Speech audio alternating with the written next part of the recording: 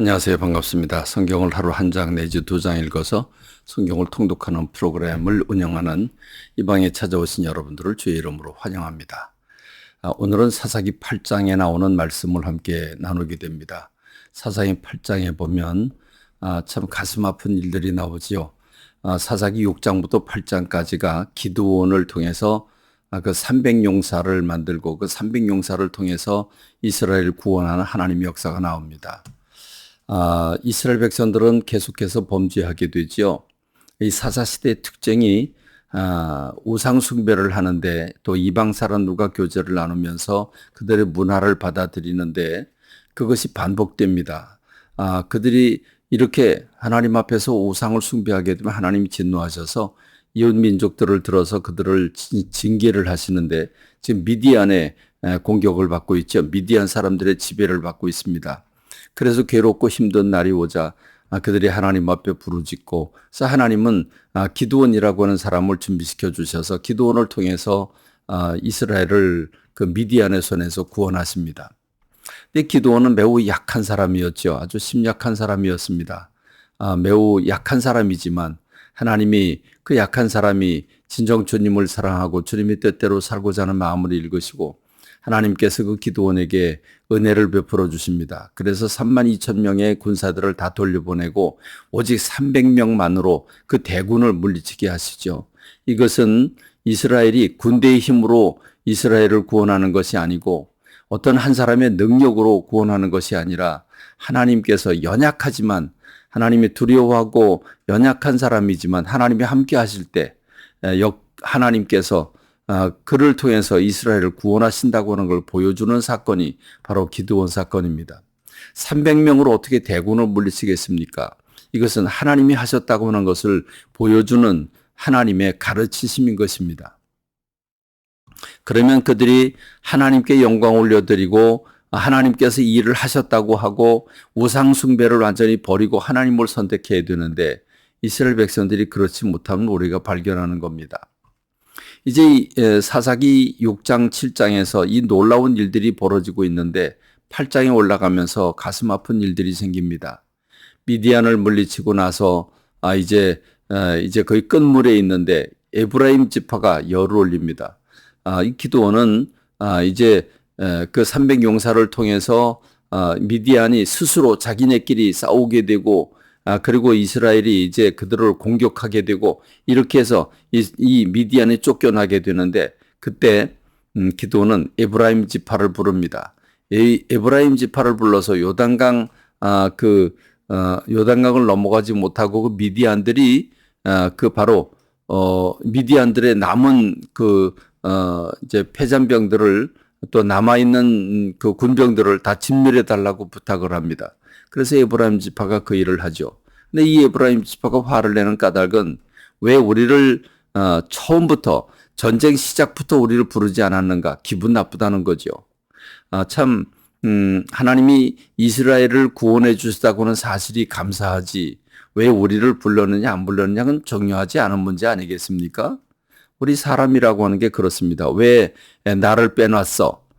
왜 나를 무시하는 거야? 우리는 이렇게 하나님이 무엇을 하셨는가가 중요한데 우리는 내가 어떤 사람인가 나를 왜 빼놓았나 하는 것을 말하는 시대가 우리 시대가 아닌가 하는 생각을 들면서 에브라임 지파가 그랬습니다. 하나님의 에브라임 지파를 이 기드온이 에브라임 지파를 또 위로하죠. 위로하고 이제 남아있는 그 자녀병을 물리치기 위해서 300명이 숫곳이라고 하는 지역과 분우엘이라고 하는 이스라엘 지역을 지나갑니다. 그러면서 그들에게 요청을 하죠. 우리에게 먹을 걸 좀 달라고. 우리가 지금 기진맥진에 있는데 나가서 저들과 더불어 싸워야 된다고. 그러자 저들은 조롱하면서 희롱하면서 오히려 기드온의 300용사를 희롱합니다.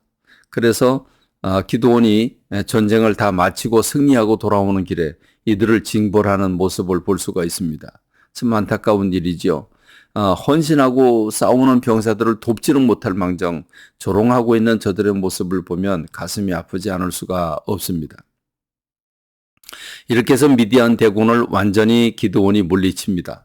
그러자 이스라엘 백성들이 너무 기뻐서 기드온에게 우리의 왕이 되달라고 얘기를 하고, 기드온뿐만 아니라 기드온의 아들 그리고 기드온의 손자까지도 우리를 다스려 달라고 요청을 합니다. 그러나 이 기드온은 정중하게 아주 확실하게 거절을 합니다. 무슨 소리냐? 하나님께서 우리 왕이시고 하나님께서 우리를 다스리는데 어찌 사람이 왕이 된단 말인가? 그래서 그걸 거절합니다. 참 잘했습니다. 그런데 기드온이 한 가지 실수를 범합니다. 너무나 큰 실수지요. 그가 자기 이름을 뭔가 좀 남기고 싶었던 겁니다.